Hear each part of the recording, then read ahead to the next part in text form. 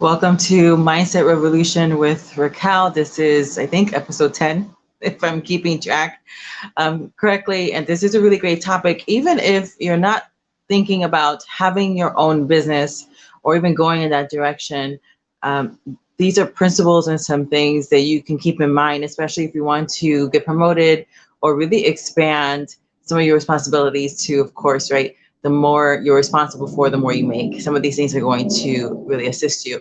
I'm in Chicago in a very urban setting, even though I live in a posh neighborhood. You might hear some urban living in the background. You just go ahead and ignore it, right? This is just another way to encourage you that not everything has to be perfect. A lot of times when people are thinking of doing a podcast or doing videos, they have to show up perfectly. And that really opens up the door to imposter syndrome. And you don't want to give yourself that excuse or lay in seeds into yourself saying, well, I'm not good enough, because you don't need to be perfect. You just need to show up. And just showing up, you are already ahead of most people around you. So I'm really happy that you're here because you are showing up for yourself. So today's topic is, why do you have to have an entrepreneur mindset? When I retired myself from corporate in 2019, I thought I had an entrepreneur mindset. I'm 48 right now, and when my oldest daughter, who's going to be 22 this year, when she was born, she was about 6 months old, and I just really needed to get out of the house. And mamas, remember that point in your life where you're just like, I love my kids, but I need to get out of here. I need to have a life of my own. I need to do something with myself that has nothing to do with, work or the house responsibilities or pouring myself into the children. And I was invited to, it was a spa event at a friend's house that I went to church with. And she had like Mary Kay, and she had a masseuse and some, professionals who did masseuse and cutting hair and doing nails. And it was a lot of fun. But I had to wait my turn. And during waiting my turn, I was bored. And there was like all this beautiful Mary Kay product. And, me being who I am, I'm very social. And I asked women, I said, can I just play with your face? And so I would grab because they were wearing all these colors that I can tell they love the colors, but it really did not look natural on them. It actually aged them. And I didn't know anything about color theory or anything like that, but I knew it didn't look good. And, what woman wants to put on makeup to look older, unless you're like a teenager? So I was playing with their face.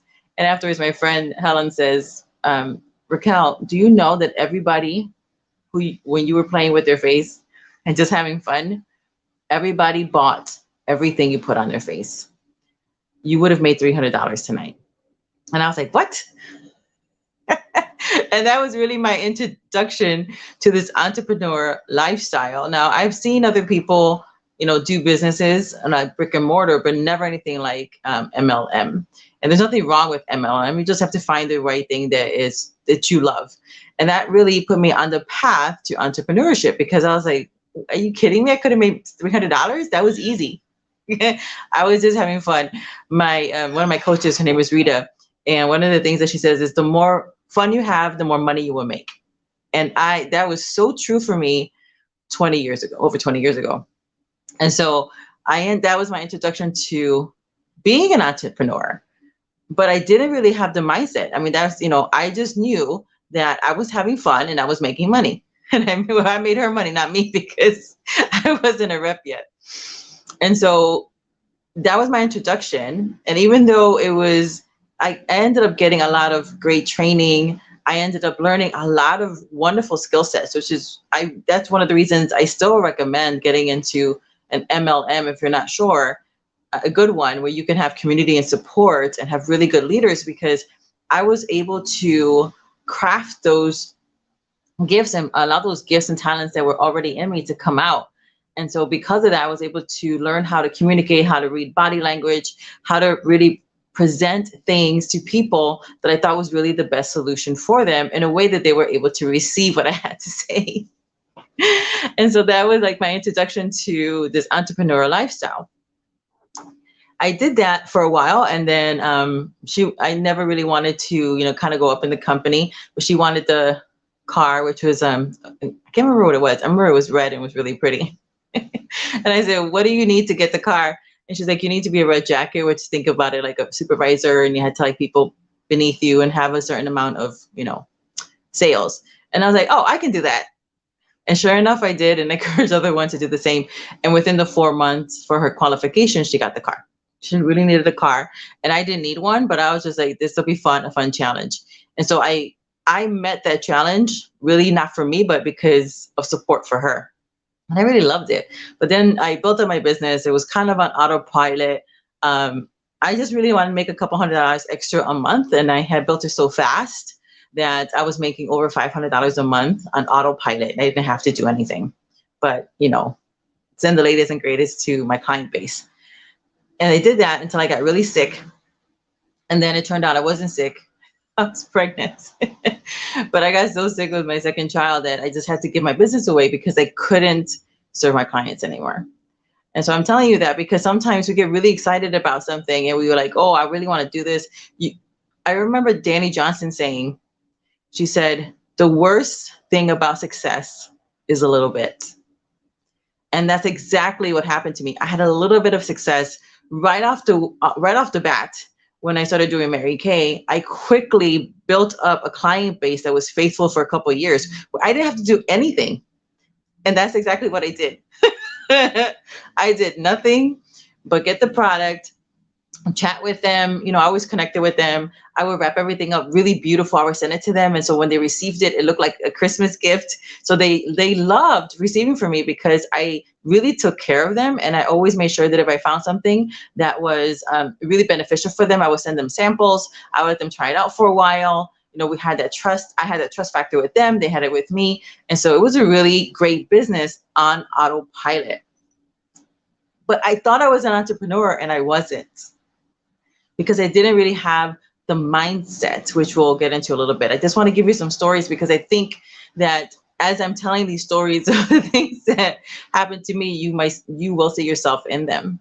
And so we have this concept of, we have a goal, we have a plan, we start to work it, and we start to get this little bit of success. And we're like, okay, now I'm an entrepreneur. I was not. All I did was create a job that paid really well for very little effort. But that is not an entrepreneur. And then a couple of years, it wasn't too long after Alexander was born. He's now 19. And I love health and beauty. And you would think that I would do it now, but I'm not doing that now. But I do love the industry.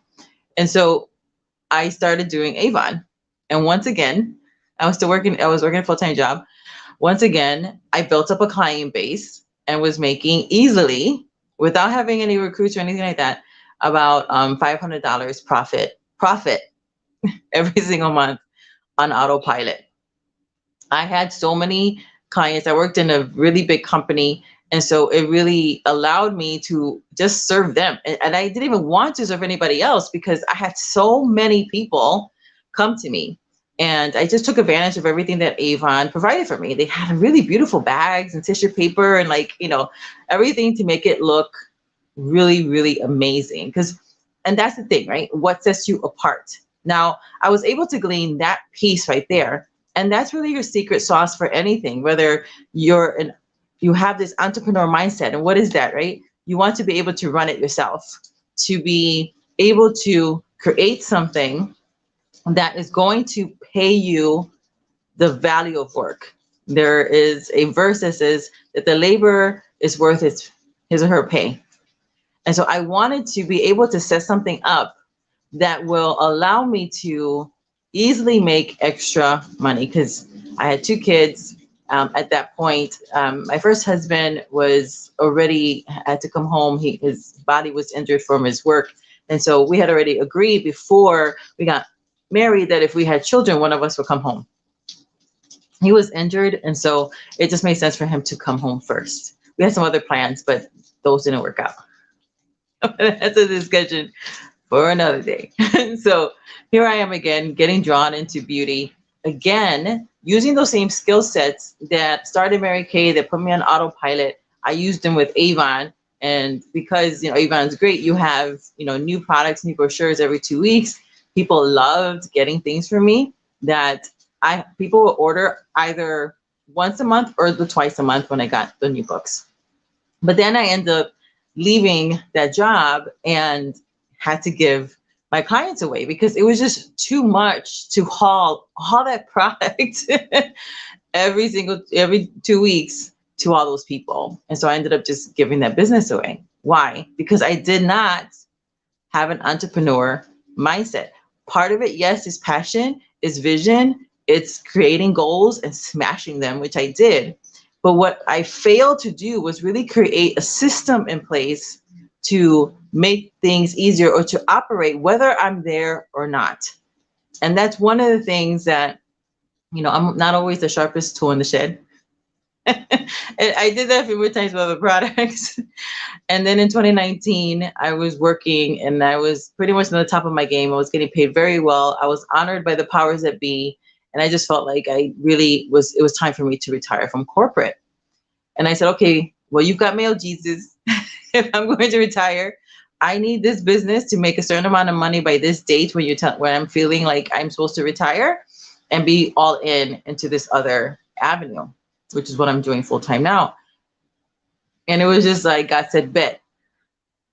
And within a few short weeks, I was flooded with cash. I was flooded with sales. I was flooded with appointments. I was actually inundated almost a little bit too much with it. I was overwhelmed. And that's actually, again, because I didn't have the entrepreneur mindset. I was really, when we talk about entrepreneurship, there is so much around, creating the goals and smashing them. And then what do you need? Everybody needs the same thing in order for you to have what you say that you want. And it's very easy. You need consistency, accountability, and support.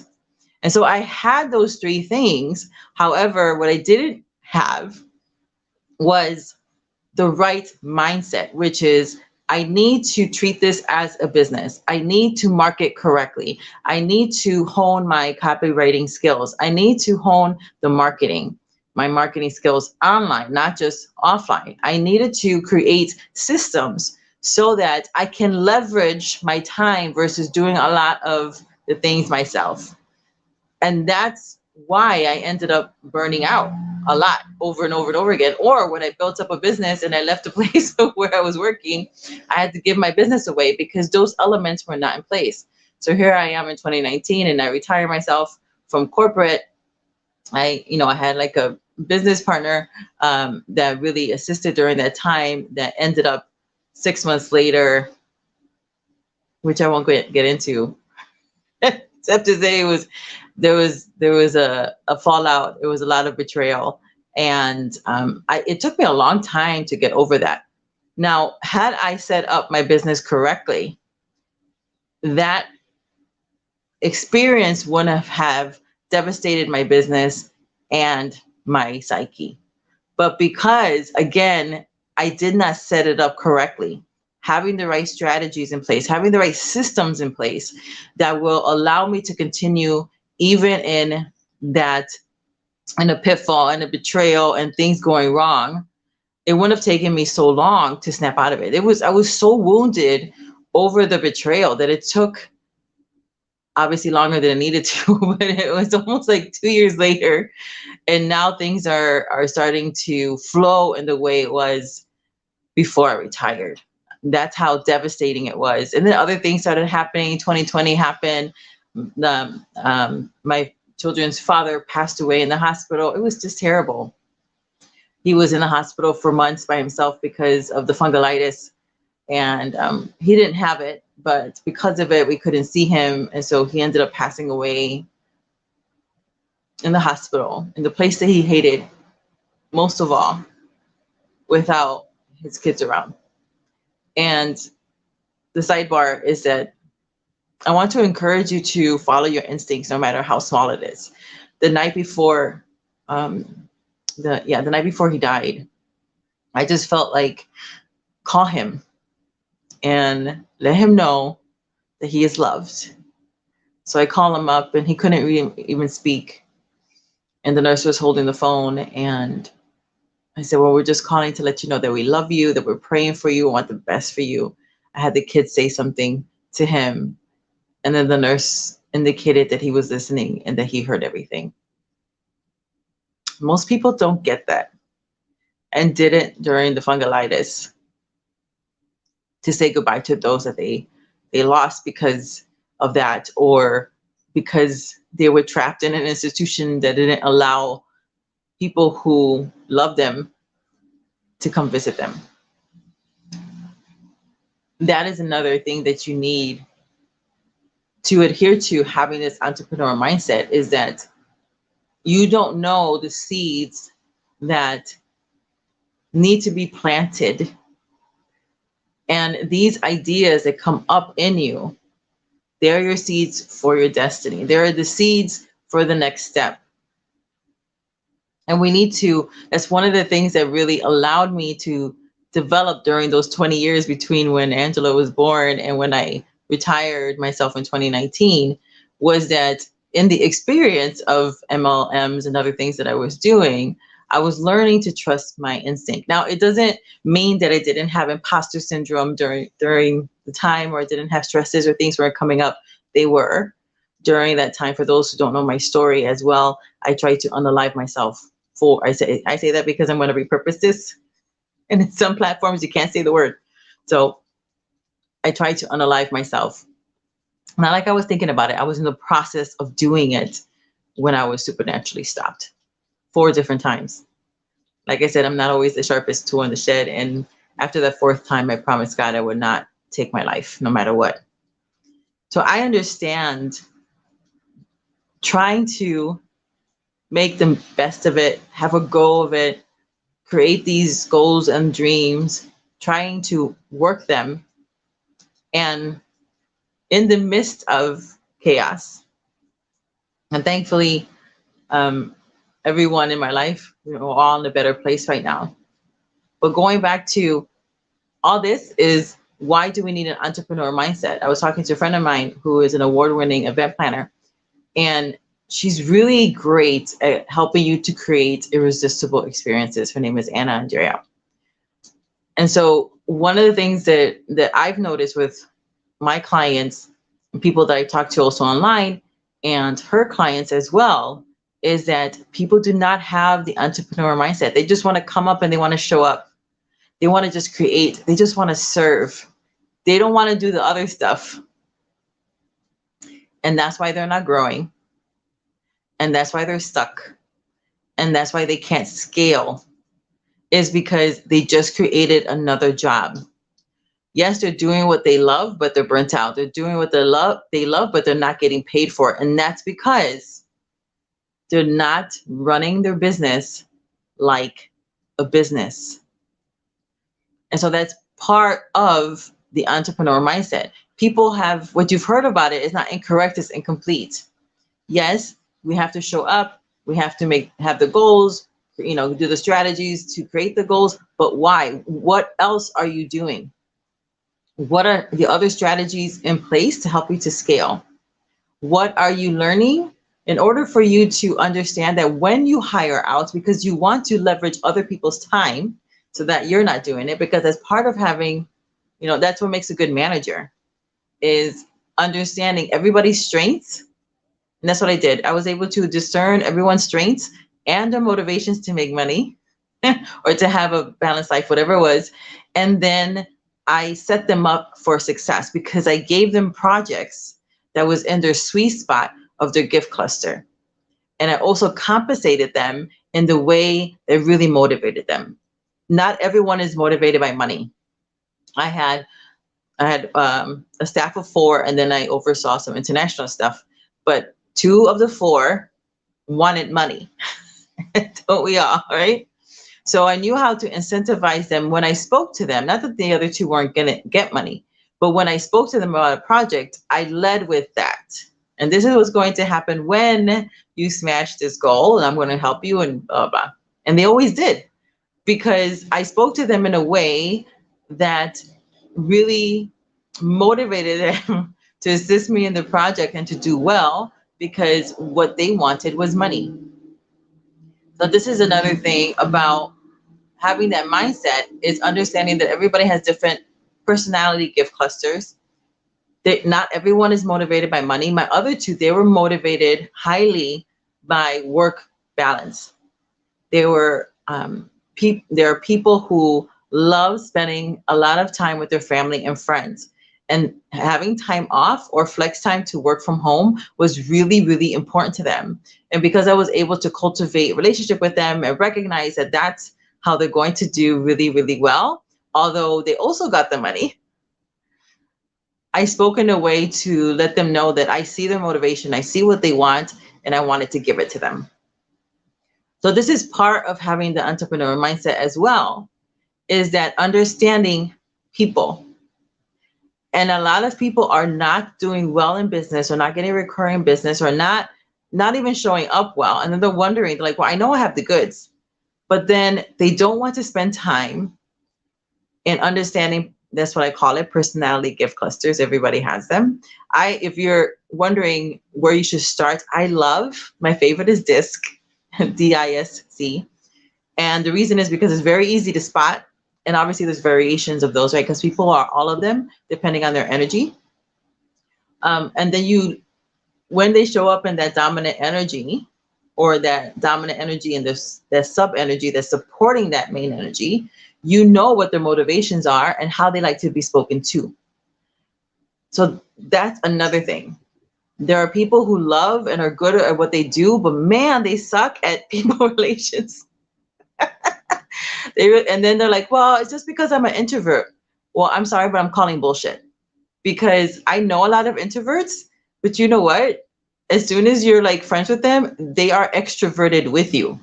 So you can't use the excuse that, well, I'm an introvert and I don't really like people, I can't be around people, because let me put you around your friends, or those you call your friends, or people who are just like you, and then all of a sudden you're very extroverted. So you can't use the excuse. There was another saying that's coming to mind from Danny Johnson, and she said, excuses are never more than well-planned out lies. And so if you're calling yourself an introvert, saying it's just really hard for me because I'm an introvert, I don't like to talk to people, that's bullshit. Yes, you do. You just like to talk to people who are just like you. And I understand the energy suck, because I'm highly empathic. And so I have to also I've had to learn to create these boundaries so that my energy is like from me, because I'm both an extrovert and an introvert. I forgot what that's called. But, depending on my energy or my focus, that's what I am. And so I've had to learn. So if you're an introvert and saying that you don't like people, well, people is how you're going to get everything that you want. You are creating a self-fulfilling prophecy by continually saying, I don't like people, but everything you want is in the gift of someone else. So what are you doing as a good manager of your business, as an entrepreneur, to understand the human condition and not to manipulate them so that way they can buy your product or service, or not to manipulate them in order for them to do what you want as a boss when you get there, but to actually empower them by showing up to serve them. Like, what's the difference? Because it sounds like manipulation. Intent. In my world, when there's a beep, that means, that was important. Does it sound like manipulation? Sure. It's the intention.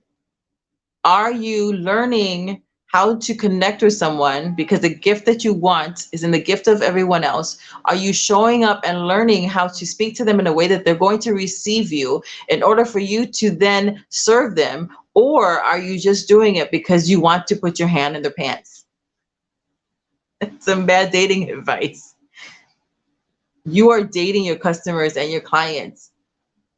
How would you like it that you show up at a date? You're kind of, you're not sure what's going to happen, but you're, semi-excited. It seems very interesting. And, the person just buys you a drink and now they want to get their hand down your pants. That's what you're doing when you are not showing up to serve. You just want what's in their pants, in their wallet, in their pocketbook. You just want their money. And you can be slick for a little while, but eventually you're going to be found out. Are you taking the time to learn how to connect with people, So when you want to communicate, whether that's in person or in your content, a lot of times, people are saying, well, you need to write for your niche, for your ideal client. What is your pain point? All these other things. But really, if you start to learn what is that personality gift cluster that likes to come to you a lot and understanding how they speak, then you can speak that language back to them so that you can have the opportunity to serve them.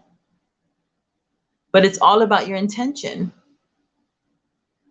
Are you creating a business or just another job? Now, if you want it to be just another job, you can make $100,000 a year doing that. And that's not bad. One of the phrases and I don't use this word hate a lot, but I hate it. Anyone who's made $100,000 know that that's no money. And I didn't understand why I just really abhorred that so much until recently when I saw, I'm late to the game, Slumdog Millionaire. And for all of those who believe that $100,000 is not any money, go watch that.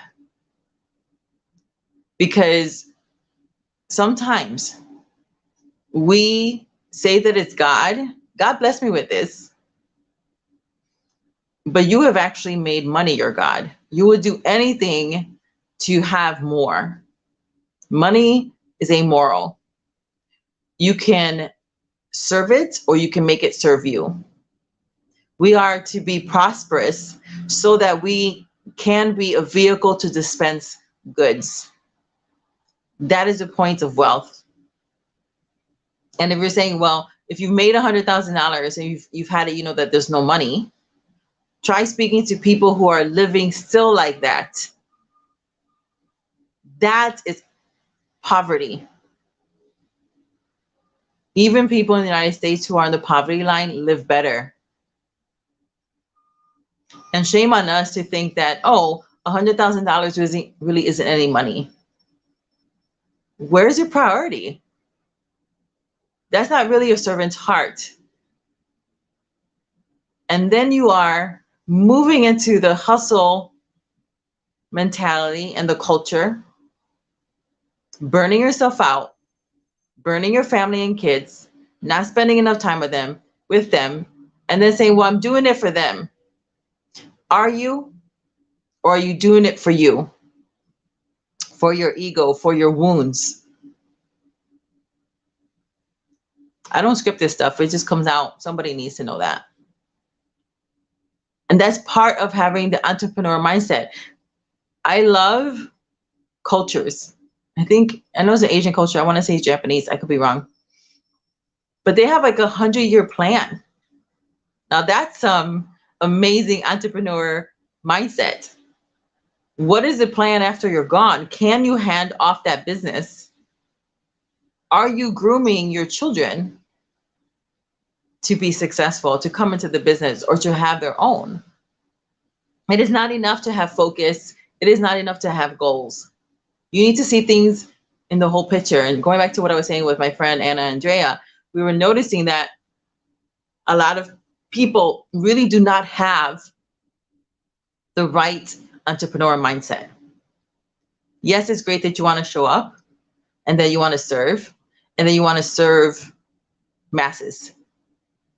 But you need to do the things that were going to get you there. You need to understand the tools so that when you hire, you will know what questions to ask, and you can't be bamboozled as easily by people who tell you that they're going to help you to do something and try to really, people can charge what they want, but once you understand what really goes into certain things, you will know if they are overinflating or if they're coming in too under. And then you have to ask the right questions, like, why? What am I really going to get? And make better choices. But you can't make wise choices if you don't see the whole picture. Now, if you're not good at this is one of the things with this, is that you have a dominant personality. If you know someone who, and you're not one of those, if you know someone who has a dominant personality, they are great visionaries. They see the big picture. They think in bullet points. They're really great about bringing people in to get it done. Results is what matters. No excuses, results. So if you're not sure about the big vision, bring in that person. The next person you need is the influencer, hyper creative. This person, like the dominant, sees a big picture, dreamer. But because they're so creative, they're very good at innovation. Not so much always follow through. Generally speaking, they're generally speaking. They like bling. They're like a raccoon. They like shiny. That's how you can spot them. Then you bring those two minds together, because they're going to allow you to have the big picture and also to start thinking creatively of how to start the ball rolling. Then you want somebody that I call the salt of the earth, which they call steady in DISC. Now, the salt of the earth person is really amazing at looking at all your resources and then saying, okay, based on what you have in your hand, this is where you can start. This is how you can utilize it. This is what you need. This is what you're going to need. They're really great at that. Now, the dominant and the influencer, they like fast. The salt of the earth is not slow, but they're slower. And so they're also really big about family, friends, community, humanity. And so they're going to help you to make the most of your resources. Now you don't want to bring in this last person until you kind of have that all together. And then you have somebody called, it's the critical, but I call it the critical thinker. They are amazing at punching holes. And that's what you want. Because you want that person you want to present to them the plan, the how, the resources, kind of like the blueprint, and then say, okay, tell me why it won't work. And they're going to tell you why it's not going to work. They come off as negative Nelly. They have a very monotone voice. They have 50 pairs of pants and they're awesome shade of khaki or beige. But they are amazing at punching holes. And we need that. See, what happens is that when you don't have the right entrepreneur mindset, you only want to work with people who are just like you. That doesn't help you. That's why you get stagnant, because you're not bringing in people who have an opposite gift cluster, personality gift cluster, who can punch the holes in what you're doing. And you need that. You need the contrarians so that they can help you see what you don't see. So you can make contingency plans so that you're not wasting your time. That is why critical thinkers are so important, because they help you to not waste any time and resources and get into frustrations, because they're like, I'm warning you. They get a bad rap because of their ability to punch holes. And so when you get all that, then you start all over again with your little mastermind group. That is actually the proper way to do a mastermind. 4 people with those 4 main personality gift clusters. And then you work together. And then you'll create momentum. But this is just some of the things that you need. If you don't have some of these things in place, what's going to happen is that if there's a betrayal, and I've seen this in MLM, where you have the leaders like betray people and they're doing some like really shady stuff, and then it comes out and then you're embarrassed, or you're like or they change the comp plan and now you're making a lot less, and you've kind of put all your eggs in that basket because you didn't set it up right. You just created a job. You're actually working for the company. They're paying you well and you get to make what you want. However, it's not yours. And then you've set up your entrepreneurship around that product versus you being the product. Ignore the sound. That's just my children in the background. Right? I'm a single mom, so this is just life. That's why people think that they're an entrepreneur when they're making good money in network marketing, and then something happens that shifts it, but they never set it up right. You are the product. You are the niche. You are the solution. The things of the how you bring that to pass, those methodologies, the products or services, that will change at some point. But you are the center. And if you don't know how to create the different things that you need, you're not going to be able to grow the way you want to, leverage your time. You're going to get burnt out, or you're going to have seasons when things are just completely dried up because you didn't set it up right. And it's not your fault. Nobody told you. It took me until recently to realize that all I did was I kept on creating job after job after job. And even me retiring myself from corporate, I just created another job for myself. And now I'm having to learn the lesson the hard way. It's like, oh, that's what I did wrong. Which is why I'm telling you, because I don't want you. I mean, if you're going to do the things that I do the things that made me successful. That's the beauty of a coach, is that they're like, oh, I'm a few steps ahead of you. I see the pit. Don't fall in it. I'm warning you that it's there. And I'm trying to save you some time. So I hope this has saved you some time. Because yes, show up. Yes, serve people. But you need to stop thinking that just because you do that, people are going to come. There is the business of the business. You have to deal with the business on hand. And the main thing, if you're going to start with anything, is learning how to recognize and leverage people's personality gift clusters, because everything you want is in the gift of someone else. Everything. And if you learn how to connect with them, you're going to get what you want, because you'll create win-win scenarios.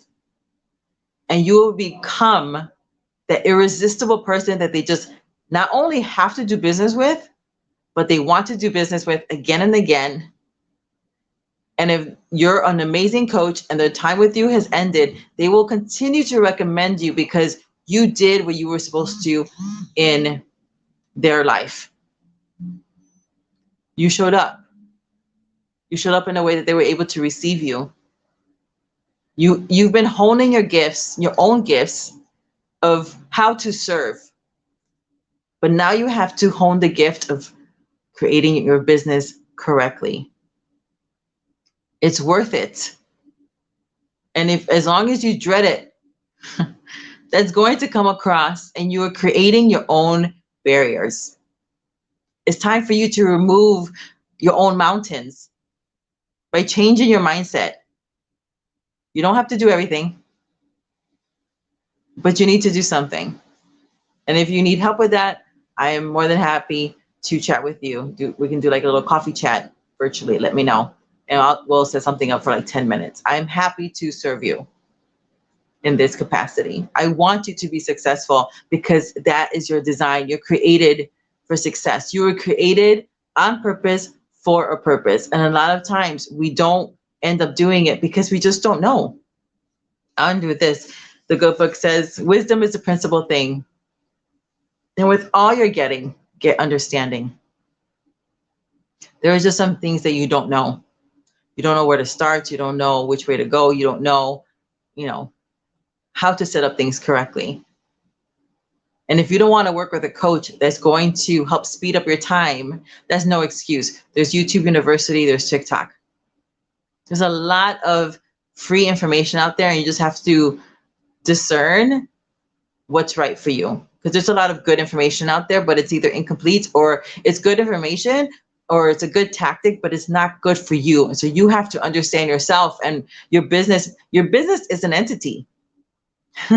What's the personality gift cluster of your business? What do you want it to be known for? That's your baby. Do you even have that fleshed out? How can you nurture an entity where you don't know what it needs to be fed in order for it to strive, to be strong, to grow up strong? That's my cue. I love you very much. And until next time, have a great rest of your day.